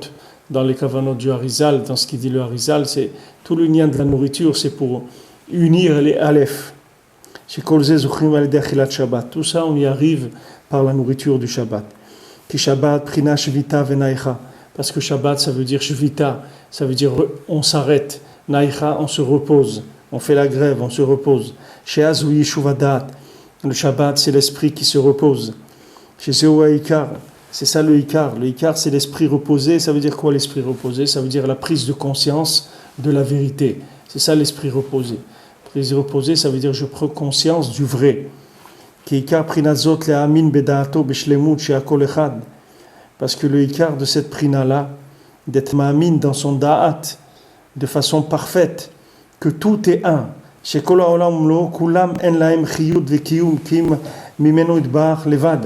Que tout ce qu'il y a dans le monde, ça n'a de vitalité que d'Hachem seulement. Il n'y a aucun élément qui tourne en circuit indépendant. Tout dépend d'Hachem. Que Hachem il est caché de tout. Que ça c'est la perfection de toutes les unifications avec Hachem. Cette émouna, on y arrive que grâce à la kedusha du Shabbat. C'est la kedusha du tzadik haemet qu'on est zoché du yishuv hadat, c'est-à-dire de prendre conscience des choses. Alors maintenant, ici, Rabbi Nathan, ben, c'est très riche parce qu'il donne énormément d'éléments. Mais on va essayer de réunir ce qu'on peut ici, que maintenant, il dit que toute cette émouna là, d'être ma'amin dans le yichud d'Hachem, c'est-à-dire d'arriver à crier aïe dans l'obscurité et de savoir que même quand je vois Hachem, quand je vois quelque chose de bien, il faut que je sache que c'est Hachem Mamash, que ce n'est pas une chose qui est belle ou qui est bien ou qui est bonne, c'est Hachem Mamash qui se manifeste à travers ça. Et d'un autre côté, quand je suis dans l'obscurité totale, je suis ma'amin que c'est Hachem. Donc ça, je le ramène après dans Bereshit, par cette attitude-là. Tout ça, ça vient de la Kedusha de Shabbat. C'est la Kedusha de Shabbat qui me permet d'avoir cette attitude-là. Parce que le Shabbat, on m'oblige à lâcher les 39 travaux, à lâcher le comportement de ce monde-là. Hachem, il a officialisé le plaisir, le Shabbat. Il a dit Karata la Shabbat, oneg. Tu appelleras le Shabbat plaisir. C'est-à-dire le Shabbat, c'est un jour de plaisir. Hachem, il a officialisé le Shabbat pour que tu prennes plaisir, mais il te dit voilà, tu prends plaisir quand tu sors de ce monde. C'est là où tu vas goûter le plaisir. Tu goûtes le plaisir dans Shabbat. Et aussi par les tzadikim, par les tzadikim Emet, chez Zochim li Yishuvadat, par les tzadikim Emet qui sont Zochim du Yishuvadat. Pourquoi maintenant il rentre ici Yishuvadat, Rabbi Nathan? Le lien d'avoir la prise de conscience, l'esprit posé. Parce que Yishuvadat, c'est le nom que Rabbeinu donne de l'Aïd Bodedut. Rabbi Nathan, il dit, celui qui veut, Rabbeinu dit dans l'écouté moral, il y a une Torah où Rabbeinu dit, Mi sherotse litom ora ganuz, celui qui veut goûter la lumière cachée. Alors il dit, Yeragil Beit Bodedut, qui fasse It Bodedut, qui a l'habitude de faire tous les jours It Bodedut. Alors Rabbi Nathan, quand il parle de cette Torah-là, quand il dit celui qui veut goûter la lumière cachée, Rabbi Nathan il dit celui qui veut goûter le Rebbe, celui qui veut goûter Rabbi Nachman, qui veut goûter qu'est-ce que c'est Rabbi Nachman, alors il faut qu'il fasse It Bodedut tous les jours. Parce que la Kedusha du Tzadik, elle se trouve dans un endroit où il y a ce Yishuvadat là. Rabbeinu il appelle la Hidbodedut Yishuvadat, c'est-à-dire que maintenant, décantement de l'esprit, prise de conscience de la vérité. C'est-à-dire que c'est ça le lien de la Hidbodedut. Le lien de la Hidbodedut, c'est-à-dire que je sors de l'imagination de ce monde, et le Icard de l'imaginaire, c'est de se croire indépendant. C'est ça le Icard de l'imaginaire. Le Icard de la maladie de l'imagination, c'est que l'homme y croit qu'il est indépendant. L'homme y croit qu'il vit, que sa vie, c'est quelque chose, une entité en soi. Il ne sait pas que sa vie, elle est gérée entièrement par Hachem, qu'il n'y a rien qui lui appartient. Sa vie, elle ne lui appartient pas du tout, rien ne lui appartient. Lui-même et sa vie et tout appartiennent à Hachem. Maintenant, cette conscience-là, de ça s'acquiert par la communication avec l'infini. Par le fait maintenant que je reviens devant mon Créateur, devant mon acquéreur chaque jour, et que je parle avec lui, et que je fais les comptes avec lui, que je le remercie, etc. Ça me fait dépendre de l'infini. Ça me montre que tout dépend de l'infini. Et ça s'appelle l'Ikar Yishuvadat. C'est ça l'esprit qui est posé. C'est ça la prise de conscience de la vérité. Alors ça on y arrive par les tzadikim amitim. C'est-à-dire le tzadik ador, Rabbi Nachman, c'est lui qui permet d'arriver à ces choses-là. Parce que lui, il s'appelle Yishuvadat. Lui, il s'appelle l'esprit reposé. C'est-à-dire que maintenant, c'est quelqu'un qui ne fait pas attention au brouhaha ni au bruit qu'il y a dans ce monde.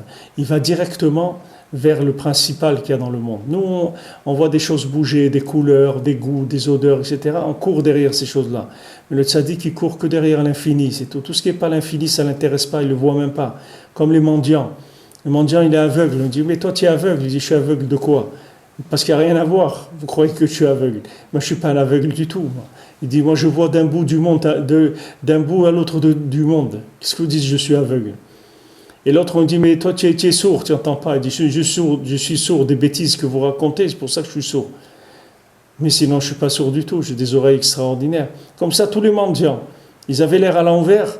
Pourquoi? Parce qu'ils n'étaient pas intéressés par la consommation, donc ils avaient l'air d'être à l'envers.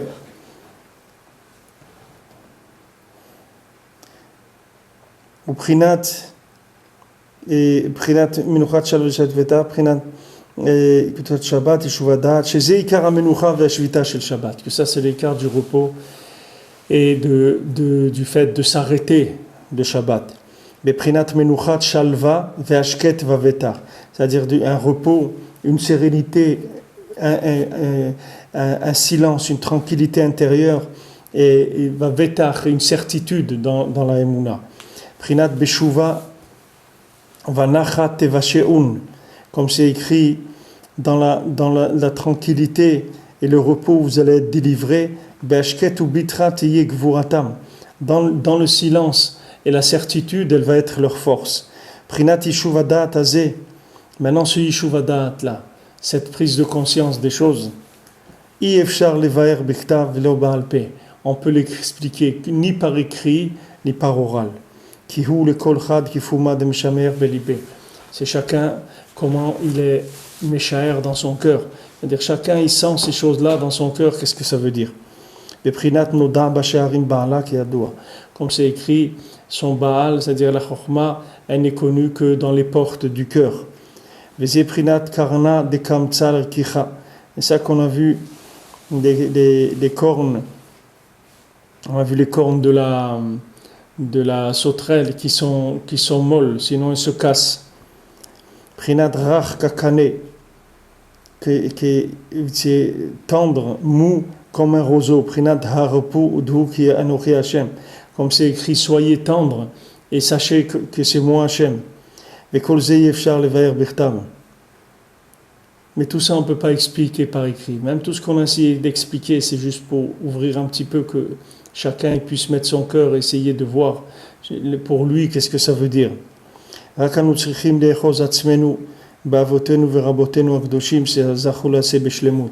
qu'est-ce qu'on doit faire? On doit s'accrocher à nos ancêtres, on doit s'accrocher aux tzadikim, à nos maîtres, qu'eux ils sont arrivés à ça de façon parfaite. Et grâce à eux, Hachem il a pitié de nous. Et des fois Hachem il nous envoie un petit peu de sentiment de la divinité. Grâce à la sainteté du Shabbat. Que le Shabbat c'est un jour de Shuva, c'est-à-dire un jour où on s'arrête et un jour de repos, de tranquillité. Prinat menuchat shalva ve'ashket vavetar. C'est prinat eruv. C'est ça le lien de eruv, c'est-à-dire eruv, ça veut dire mélanger. La shon eruv mamash. Sheme'arvim ou mechabrim me'achdim al yedi seudat Shabbat. Qu'est-ce qu'on fait? On est me'arev, c'est-à-dire on unifie grâce au seudot de Shabbat. On unifie les mondes grâce au repas du Shabbat. Shemimena osim eruvet trumim, que avec les soldats de Shabbat, on va faire les eruvet trumim, c'est-à-dire on va mélanger les différentes surfaces, les différents terrains. C'est-à-dire on va aller dans un endroit qui se trouve en dehors des 1000 mètres auquel on a le droit d'aller Shabbat. Et là-bas, on va rendre cet endroit-là, on va l'inclure aussi dans le périmètre du Shabbat. Donc la nourriture, elle a un côté inclusif par rapport aux éléments qui se sont éloignés. C'est pour ça que aussi de faire la satorim, de manger à des gens, d'inviter des gens le Shabbat et tout, c'est des choses qui sont très élevées parce que ça permet de rattacher l'âme de ces gens-là à la racine. Et prinat shte alafim hanal, shem prinat klaliut almin deidgalian bealma idla setima. Ça, c'est l'inclusion de tous les mondes qui se révèlent dans des mondes supérieurs qui sont cachés de nous. Nous, ici, on travaille. Comme disait Rav Chakin, Shalom, il disait, nous, ici, on est dans la cale du bateau. On travaille. Et en haut, il se passe des choses extraordinaires. Mais nous, on est dans la cale du bateau, on travaille. Nous, ici, on fait des choses, on travaille dans de la matière. Et en haut, il y a des choses merveilleuses qui se font grâce à notre travail ici en bas. Que ça, c'est le Nyan du Ma'amor Satum Kanal, c'est-à-dire que tous les éléments qu'on a pu glaner ici, ils vont monter vers le Ma'amar de Bereshit. Comme on dit Shabbat, im tashiv mi Shabbat raglecha. Si tu ramènes tes pieds du Shabbat, ça veut dire que tu vas ramener là où tu as mis tes pieds. C'est-à-dire tu as mis, comme on dit, il a mis les pieds dans le plat, quelqu'un a mis les pieds dans ce monde, dans le tavot de ce monde, etc. Tout ça, il va le ramener, il va le remonter le Shabbat. Il va faire remonter toutes ces choses-là vers leur origine, qui sont le mot Bereshit. Dans le mot Bereshit, il y a toute la création, tous les éléments, toutes les choses qui ont été créées et toutes les avérotes aussi que quelqu'un il a pu faire, elles rentrent là-bas aussi et elles se nettoient là-bas parce que la avéra c'est qu'une interprétation qui n'était pas bonne des choses et il est tombé dans le côté, la personne est tombée dans le côté consommation au lieu de d'aller dans le côté d'extraire le bien. Au lieu d'extraire le bien, il a profité du bien pour son plaisir à lui. Alors qu'il devait l'extraire et dire voilà, ce bien c'est Hachem. Quand vous prenez un fruit, vous le mangez, vous dites Boré Peri Haetz, c'est Hachem qui a créé ce fruit-là. Et après vous le mangez. C'est-à-dire vous profitez du fruit et de son goût et tout pour révéler Hachem qui est le créateur. Maintenant dans chaque chose il faut faire ça. Et quand Shalom, quelqu'un il a fait une avéra, alors les maasé, c'est un voleur, c'est-à-dire c'est quelqu'un qui a volé à Hachem la possibilité de se révéler dans cette chose-là, il a utilisé à son profit à lui. Maintenant il rentre dans Shabbat, et dans Shabbat il répare Bezrat Hachem tout ça, par les repas de Shabbat, combien il faut être mitrazek pour bien faire les repas de Shabbat et notamment Seuda Shlishit qui est un petit peu difficile, mais il faut la faire aussi. Et Melave Malka aussi de David Ameler, il faut essayer de respecter ces repas-là, parce que ce sont des très très grandes réparations qui se font grâce à ces choses-là. Ah ben nous il a dit voilà, je vous dis des choses simples maintenant, faciles. Pourquoi ça aussi vous n'arrivez pas à faire? Quoi, de s'asseoir et de manger des trucs qui sont bons, tu peux pas aussi, ça aussi tu peux pas, qu'est-ce que tu peux faire alors? Voilà, des choses simples comme ça. Pas demander maintenant des mortifications. Demander le Shabbat, sois joyeux, bois, mange dans la joie, sois content. C'est tout ce qu'on te demande. Voilà, avec ça, tu répares tout. Pas difficile. Bezrat Hashem, Shabbat Shalom à tout le monde.